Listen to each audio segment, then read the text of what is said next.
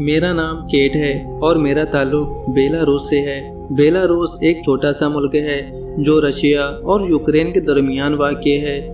میرے والد کا تعلق بیلاروس سے تھا جبکہ میری والدہ پولینڈ سے تھی اور میری پرورش بیلاروس اور پولینڈ دونوں ممالک میں ہوئی ہے۔ ان دونوں ممالک میں مسلمانوں کی تعداد بہت ہی کم ہے۔ یہی وجہ ہے کہ میں بچپن سے اسلام کے متعلق بہت زیادہ معلومات نہیں رکھتی تھی، بلکہ جو تھوڑی بہت معلومات تھی بھی تو وہ بالکل ہی غلط تھی۔ یہاں جو مسلمان رہتے ہیں وہ اگرچہ 400 سال سے یہاں آباد ہیں، مگر جب آپ ان کی زندگیوں کو دیکھتے ہیں تو آپ کو بالکل پتہ نہیں چلتا کہ وہ مسلمان ہیں یا غیر مسلم، کیونکہ وہ اسلام پر عمل بالکل نہیں کرتے۔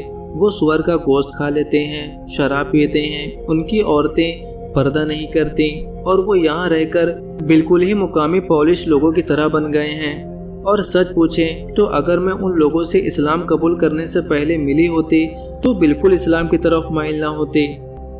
دوستو، ویڈیو میں آگے بڑھنے سے پہلے آپ سے گزارش ہے کہ اگر آپ نے ابھی تک ہمارا چینل راہ جنت آفیشیل کو سبسکرائب نہیں کیا ہے تو اسے سبسکرائب کر دیں، کیونکہ ہم ہر روز ایسے ہی ایک ریورٹ مسلم کی ویڈیو لے کر آتے ہیں۔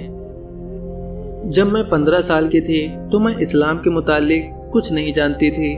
میں ایک عیسائی گھرانے میں پلی بڑھی تھی اور میری والدہ آرتھوڈاکس عیسائی تھی، جبکہ میرے والد ایتھیسٹ تھے اور وہ کسی مذہب کو نہیں مانتے تھے، مگر میں اپنی والدہ اور نانی کے مذہب پر عمل کرتی تھی اور باقاعدگی سے چرچ جاتی تھی۔ میں یسوع مسیح پر گہرا اعتقاد رکھتی تھی۔ میری زندگی میں مذہب کا بہت اہم کردار تھا اور آرتھوڈاکس مذہب پر عمل کے اعتبار سے دوسرے فرقوں سے زیادہ سختی سے دین پر عمل کرتے ہیں۔ ہم ایسٹر سے پہلے روزہ رکھتے ہیں اور کرسمس سے پہلے روزہ رکھتے ہیں۔ ہماری عبادت سجدے والی ہوتی ہے، بالکل ویسے ہی جیسے اسلام میں نماز ہے۔ اس طرح آپ کہہ سکتے ہیں کہ اسلام اور آرتھوڈاکس میں بہت سارے چیزیں ایک جیسی ہی تھیں اور اسلام کے بہت سارے عقائد ایسے ہیں جن پر میں آرتھوڈاکس مذہب میں پہلے سے ہی ایمان رکھتی تھی۔ بس اسی طرح میری زندگی گزر رہی تھی کہ جب میں 15 سال کی ہوئی اور میں اپنے اسکول کے سب سے بریلینٹ بچی تھی۔ یہی وجہ تھی کہ مجھے اپنے اسکول کی طرف سے اسکالرشپ ملی اور مجھے ہائر ایجوکیشن کے لیے پولینڈ بھیج دیا گیا۔ یہاں پولینڈ میں میری ملاقات مختلف مذاہب اور مختلف کلچر کے لوگوں سے ہوئی۔ مجھے آرتھوڈاکس کے علاوہ بھی دیگر مذاہب کے متعلق جاننے کا موقع ملا۔ میں حیران تھی کہ کیا ایسے بھی لوگ ہیں جو کہ کسی اور خدا کو بھی مانتے ہیں۔ اور یہاں میری دوستی ایک ایسی لڑکی سے ہو گئی جو کہ بہت ہی زیادہ اسلاموفوبیا کا شکار تھی۔ وہ بیچاری سیاسی وجوہات کی بنا پر اسلام مخالف پروپیگنڈا کا بہت زیادہ شکار تھی۔ اس نے مجھے اسلام کے متعلق جو بھی منفی باتیں بتائیں، میں نے ان سب کو سچ مان لیا، کیونکہ میں بیلاروس کے ایک چھوٹے سے شہر سے آئی تھی اور وہاں میرا بہت زیادہ ایکسپوزر نہیں تھا، یا یوں کہہ لیجئے کہ میں ایک بہت ہی زیادہ سادہ لو انسان تھی۔ اور اس نے مجھے جو کچھ اسلام کے متعلق بتایا میں نے اسے سچ مان لیا۔ اس نے مجھے اسلام کے متعلق کتنا غلط گائیڈ کیا، اس بات کا اندازہ آپ اس ایک چیز سے لگا لیجئے کہ اس نے کہا مسلمان صبح ہوتے ہی روزہ رکھتے ہیں اور رات شروع ہوتے ہی کھانا پینا شروع کر دیتے ہیں، کیونکہ وہ سمجھتے ہیں کہ ان کا خدا صرف دن میں ان کو دیکھتا ہے اور رات میں ان کو نہیں دیکھ سکتا۔ اور میں اس کی بات سن کر ہنس رہی تھی کہ واقعی مسلمان کتنے اسٹوپڈ ہوتے ہیں۔ اس کے علاوہ ٹیررزم اور دوسرے اسلام مخالف پروپیگنڈا جو ہر طرف پھیلایا جاتا ہے، میں اسے بھی سچ سمجھتی تھی۔ اور میں اس وقت انگلش میں اتنی اچھی نہیں تھی، ہمارے ارد گرد پولش زبان ہی بولی جاتی تھی، تو میں نے اگر کبھی گوگل پر بھی اسلام کے متعلق کچھ سرچ کرنا چاہا تو گوگل پر پولش زبان کی ٹرانسلیشن بھی بہت ہی خراب ہے، اس لیے مجھے گوگل سے بھی کبھی کوئی اچھی معلومات نہیں ملی، یا یوں کہہ لیجئے کہ میں نے معلومات کے لیے زیادہ کوشش بھی نہیں کی۔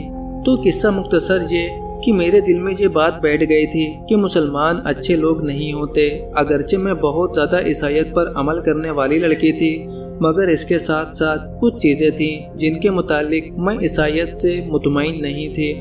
مثلا پادری کے سامنے گناہوں کا اعتراف، یعنی جب خدا ہمیں ہر وقت دیکھ رہا ہے اور اسے سب پتہ ہے تو پھر میں پادری کے سامنے اعتراف کیوں کروں؟ کیوں نہ میں خدا سے ڈائریکٹ بات کروں اور گناہوں کی معافی مانگوں؟ 15-16 سال کی عمر میں میرا دماغ हर बात पर लॉजिक मांगता था और माजरत के साथ ईसाईयत में बहुत सारे अकायद के मुतालिक कोई लॉजिक नहीं है। मेरी अकल ये सोचने से कासिर थी कि वो खुदा जो बेटा है वो बीमार हुआ और उसने एक खुदा से शिफा मांगी जो बाप है, और बाप खुदा ने बेटे खुदा को शिफा दे दी। और इस तरह की कई गैर अकली चीज़ें थी जिनको मैं दुरुस्त नहीं मानती थी। फिर 16 साल की उम्र से मैंने मॉडलिंग शुरू कर दी, क्योंकि मैं बहुत स्लिम और टॉल थी और मुझे देखते ही हर कोई कहता था कि वाह तुम तो मॉडल लगती हो। और अपने मुतालिक लोगों की इस किस्म की राय सुन सुनकर मैंने यही समझा कि शायद यही पेशा मेरे लिए मुनासिब है, और मैंने मॉडलिंग में ही करियर बनाने का फैसला किया और मुख्तलिफ कैटवॉक शोज़ में शिरकत शुरू कर दी। मेरी ज़िंदगी में बदलाव उस वक्त आया जब 16 साल की उम्र में मैं जिम जाना शुरू हुई। दरअसल मॉडलिंग के लिए मुझे अपने आप को फिट और स्लिम रखना था, तो इसके लिए रेगुलर जिम ज़रूरी था। वहाँ जिम में मेरी मुलाकात एक मुसलमान से हुई और उसे देखकर मैंने कहा कि ये तो बिल्कुल नॉर्मल है। मैं बिल्कुल शॉक्ड रह गई थी, क्योंकि मैंने अपने दिमाग में मुसलमानों को बिल्कुल ही कोई अजीब सी मखलूक तस्वुर किया था, मगर ये तो बिल्कुल अजीब नहीं था। और मेरी सहेली ने मुझे कहा कि नहीं, ये बिल्कुल नॉर्मल नहीं है, ये सिर्फ ड्रामा कर रहा है और खुद को एक आम इंसान की तरह शो ऑफ कर रहा है। दरअसल ये सब टेररिस्ट होते हैं। मगर अब मुझे उसकी बातें बिल्कुल गैर मुनासिब लग रही थी। फिर मैंने फेसबुक पर कई मुस्लिम दोस्तों को सर्च किया और उनसे बातें करना शुरू कर दी। मैं रोज़ाना उनसे इस्लाम के मुतालिक कुछ न कुछ पूछती और कुछ न कुछ नया सीखती। एक दिन मेरी एक फेसबुक फ्रेंड ने मुझे सूरह फातिहा का इंग्लिश तर्जुमा सेंड किया और सूरह फातिहा को पढ़कर मैंने महसूस किया कि इस्लाम भी खुदा और मज़हब के मुतालिक तकरीबन वही अकायद रखता है जो कि ऑर्थोडॉक्स में है। फिर मैंने इसी चीज़ पर तहकीक शुरू कर दी और इस्लाम और ईसाईयत में क्या चीज़ें मुख्तलिफ हैं और इस्लाम में वो चीज़ें ऐसी क्यों हैं जैसे कि ईसाईयत में हैं। तो मुझे समझ आए कि क्योंकि ये दोनों मज़ाहिब एक ही खुदा की तरफ से हैं, इसलिए इन बुनियादी अकायद का एक जैसा होना भी लाजिम ही था। और इस बात पर इस्लाम ने मेरे दिल को छू लिया कि इस्लाम में आपको हर चीज़ की मुकम्मल लॉजिक नज़र आती है। और दूसरी बात ये थी कि नमाज, रोज़ा और सारी इबादत एक जैसी हैं। आप किसी भी स्कॉलर से इस्लाम के मुतालिक सुने, आपको एक ही नमाज, एक ही रोज़े की तफसील मिलेगी, जबकि हमारे ऑर्थोडॉक्स की इबादत अलग है, ईसाईयत के दीगर फ़िरक़ों की इबादत अलग है। फिर इसी तरह इस्लाम को स्टडी करते मुझे 2 साल गुजर गए और इस दौरान मैं एक इस्लामिक स्कॉलर को फॉलो करने लगी थी जिनका ताल्लुक फ्रांस से था, और वो मुझे इस्लाम के मुतालिक काफ़ी ज़्यादा गाइड करते रहते थे।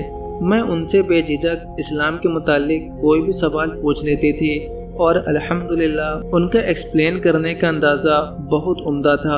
और फिर वो वक्त आया जब मैंने शहादत के कलमात पढ़कर बाकायदा इस्लाम कबूल करने का इरादा कर लिया। अगरचे मेरी ख्वाहिश थी कि मैं मस्जिद जाकर बहुत सारे लोगों की मौजूदगी में कलमा पढ़ती, मगर पोलैंड के दारुल हुकूमत में सिर्फ एक ही मस्जिद है और मैं वहाँ कभी नहीं गई थी, पता नहीं क्यों।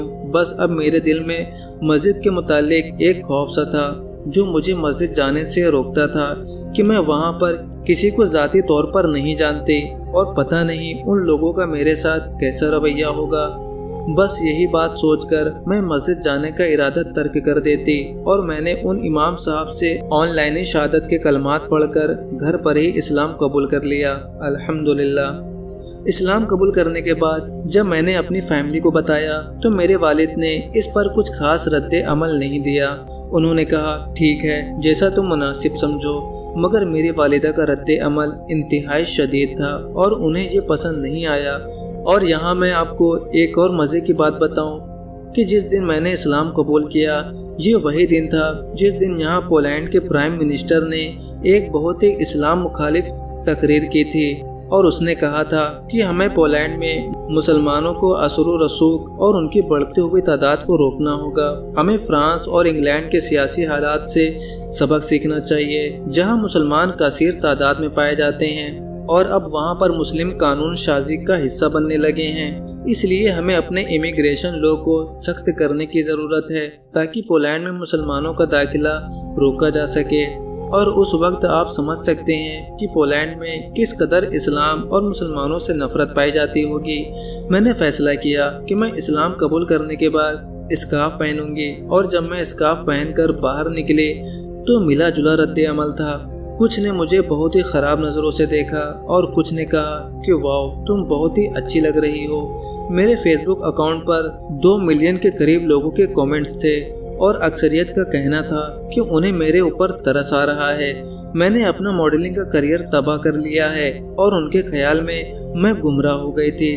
بہرحال میں نے 18 سال کی عمر میں اسلام قبول کر کے ماڈلنگ چھوڑ دی اور مکمل حجاب میں رہنے لگی، جس کی وجہ سے میری والدہ مجھ سے کافی ناراض تھیں۔ یہاں میں ایک چیز کی وضاحت کرنا ضروری سمجھتی ہوں کہ ماڈلنگ کا شعبہ میں نے اس لیے نہیں اختیار کیا تھا کہ یہ کوئی میرا ڈریم تھا، بلکہ یہ عام لوگوں کی رائے تھی کہ میں بہت خوبصورت ہوں، سلم ہوں، ٹال ہوں، اس لیے ماڈلنگ ہی میرے لیے بہترین پروفیشن ہے، اور میں نے لوگوں کی رائے کی وجہ سے اس شعبے کو اختیار کیا تھا، اور اس شعبے کی وجہ سے میں مسلسل مشقت کا شکار تھی۔ اگرچہ میں کافی سلم تھی، اس کے باوجود مختلف ماڈلنگ کمپنیز کی یہی ڈیمانڈ رہتی تھی کہ مزید سلم ہو جاؤ، جس کی وجہ سے میں بہت ہی تھوڑی سی ڈائٹ لیتی تھی اور اکثر جم کرتی، حتیٰ کہ ایک مرتبہ میں شدید بیمار ہو گئی تو میری ڈاکٹر نے مجھے کہا کہ میں خود پر ظلم کر رہی ہوں اور مجھے اپنی خوراک کو بہتر بنانا ہوگا۔